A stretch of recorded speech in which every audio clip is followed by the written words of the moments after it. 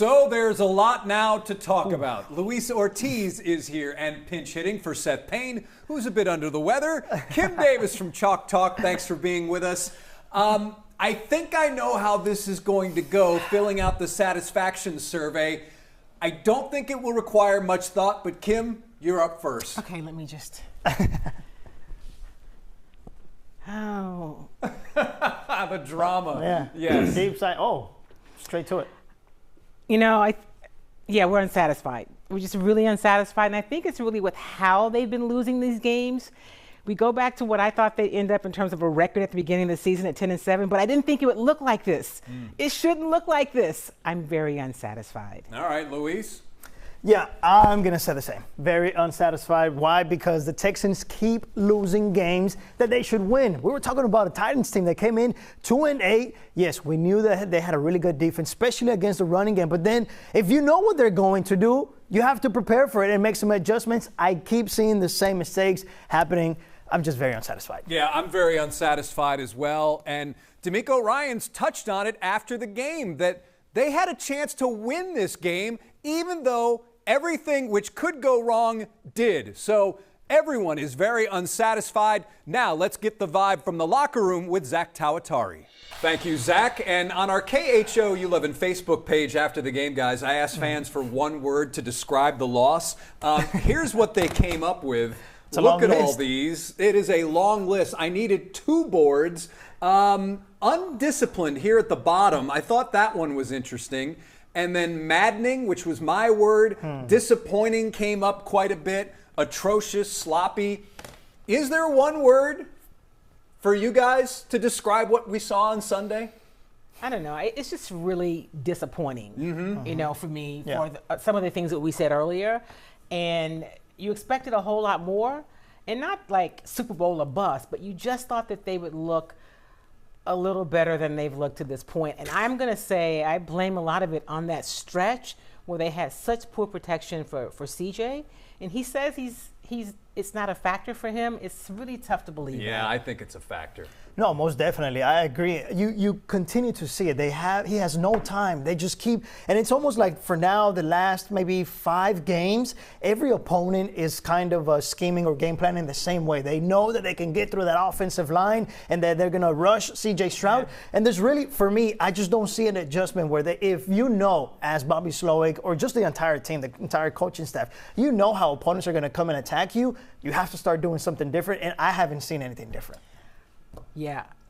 Listen, during camp, right, at the start of the season, I said all camp, I was like, this offensive line concerns me. It really did. I didn't expect this, but they're just not tenacious enough up front. Is that the most frustrating part then for the two of you? I mean, D'Amico after the game was asked about what is the most frustrating part after this loss, and he said it was not finishing. But is that then the most frustrating part?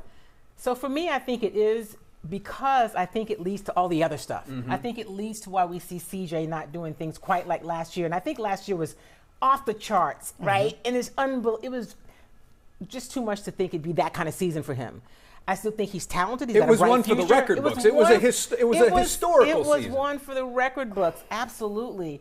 But I think it starts there, and giving up those big plays, both sides of the ball, that is a challenge. And I think for D'Amico, why he said today, hey, the offense scored enough points. Yeah, but not really. No. Not really. But I get it. He's a defensive guy. Yeah. And we shouldn't be giving up those big plays. I get it.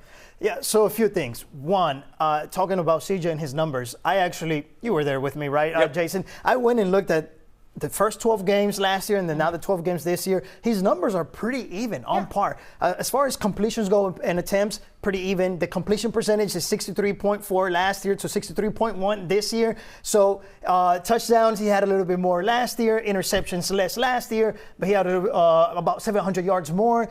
But they're pretty even. Now, as far as did the offense score enough points today? No, not at all. Yeah. The defense, they had 8 sacks. Also, they forced 3 turnovers, one of them a pick 6.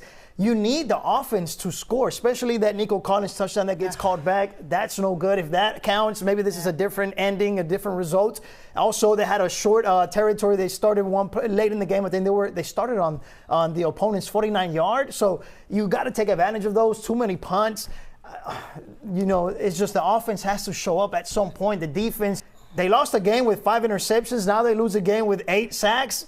How does that happen? You got to keep me on the stats, right? it's when CJ's making those mistakes. Into the first half, right? You get the safety late in the game. I mean, it's just really crucial times. And Fairbairn misses an automatic field goal. It's just a lot of things that aren't happening well for them. And if I can add, I mean, you mentioned, as far as D'Amico being asked, what's the most frustrating part about it? It is frustrating because as I was watching the game and then editing the video, I literally said to Jason out loud, I said, I don't know. It's really impressive how D'Amico keeps his composure on the sideline. It really is, because I'm watching it and I'm getting frustrated. I'm like, I want to throw a notebook down on the ground or something. And D'Amico he really keeps his composure on the sideline. And now with Jacksonville next, this is no gimme. Yeah. It was a 4-point game the last time these two played. Yeah. So how do we feel going into this game? And big picture, are the Texans still the favorite in your mind to win the AFC South? Because the one good thing about the AFC South is that the Texans, it's a bad division. And for me, that's the one thing that's good news for the Texans. But right now, I don't think the division is a gimme anymore. You want me to start? You go ahead. I still have faith. I haven't completely lost all faith, but they do have to. It's very obvious now. They can't ignore it anymore. They have to do something, and they have to do something quick. They should beat the Jacksonville Jaguars, but that's what we said about beating the Tennessee Titans, right? So I don't know. I guess it depends. It's any given Sunday league, and then it just depends on what we see next Sunday. But I would say that they can still win this division just because of what Jason, what you said. They don't really have a lot of competition here. They absolutely win the AFC South. Yeah. I'm just not even questioning that now. You look at the rest of the season, there are no gimmies on this schedule, right? There are none. So they're going to have to find a way to get it together, and it is more, to me, than just about execution.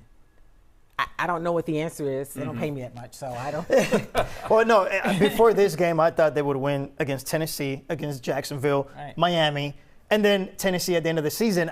Obviously, to me, the way that they look today, there's no way they beat Baltimore or Kansas City. I mean, the Panthers took Kansas City to the end, so you've got to play every week. You just don't know in this league. The good thing is that they own the tiebreaker over the Colts. That is obviously huge. But if they continue to play like this, and another added bonus is that these other bad teams in the AFC South are going to be playing against each other. I think the one thing that separated these Tennessee Titans from other teams like the Jaguars is that defense.